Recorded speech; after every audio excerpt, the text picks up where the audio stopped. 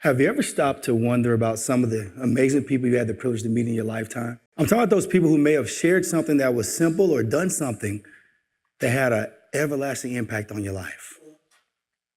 Well, one of my dear friends was willing to share one of his moments with me.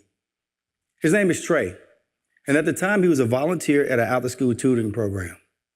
I would describe Trey as a athletic build, kind of slim, very humble and teachable man of faith who could use a little tan every now and then. Trey went on to share with me that one of his most memorable moments was with a young kid by the name of Anthony. He described Anthony as a somewhat athletic, very, very streetwise, and a kind of hardened kid. But he said, unlike most of the truly hardened kids, Anthony had a slight glimmer hiding behind his tough exterior. In observing Anthony, he said he could realize that Anthony did not enjoy being one of the older kids in the after-school program. Because every time it was a mention of doing homework or anything educationally, for some reason he'd become the class clown. He started acting out, throwing papers all over the place, messing with other kids, doing any and everything he possibly could to be a distraction. And so Trey began to ask questions.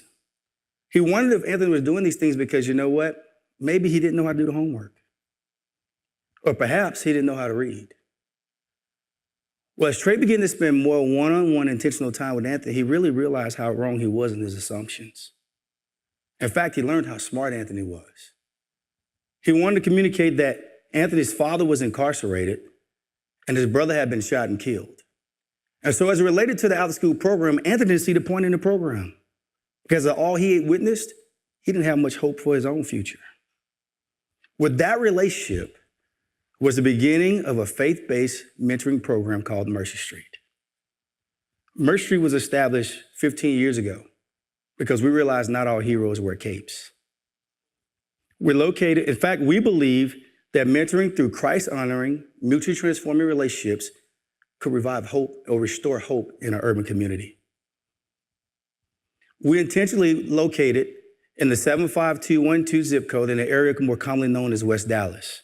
And our community has many needs.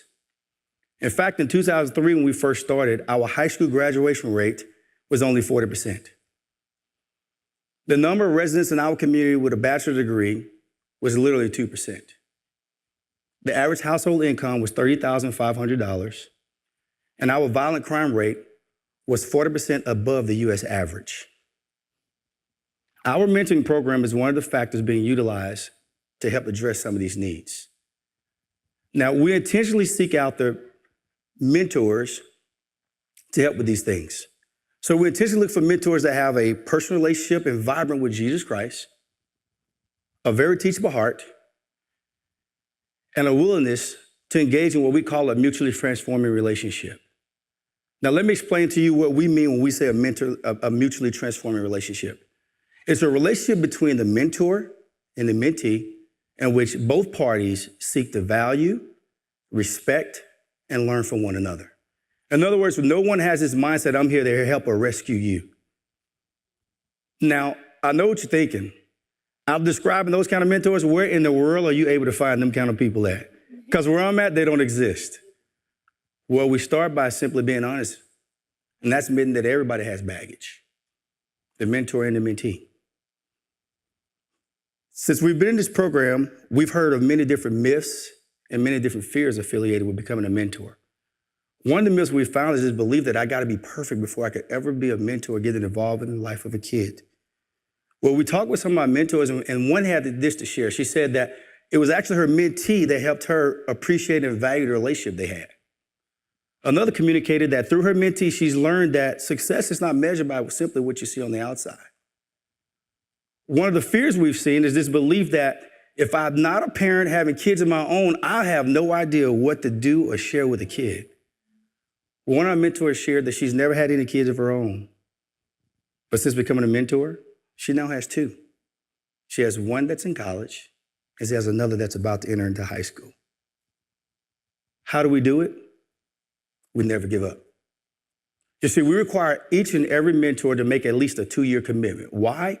Because we want to be a consistent presence in the life of every single kid that we take into our program.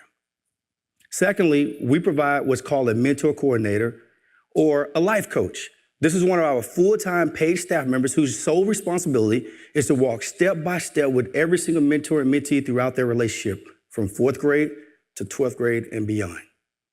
And then each month, we provide different monthly engaging activities for them to get involved with. We do things like golf outings, days at the water park, purity conferences, and every now and then we do a few occasional barbecues, things like that. Here's what one of the principals in our community had to share about our program. He said, friendship is not about who you've known the longest. It's about someone who walked into your life, told you I'm going to be there for you, and they proved it. He said, the mentors of Mercer Street have been walkers with the faculty, the staff, and the students of Thomas Edison Middle School. Your contribution can be listed as nothing beyond success for us. Since 2003, we've had the blessed privilege of having literally more than 1,100 mentees in our community committed or paired with a mentor.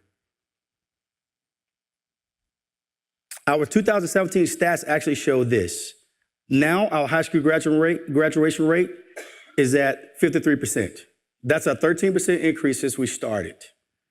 The number of residents in our community now with a bachelor's degree is at 6%, which reflects a 4% increase. And the average income is now at $37,000.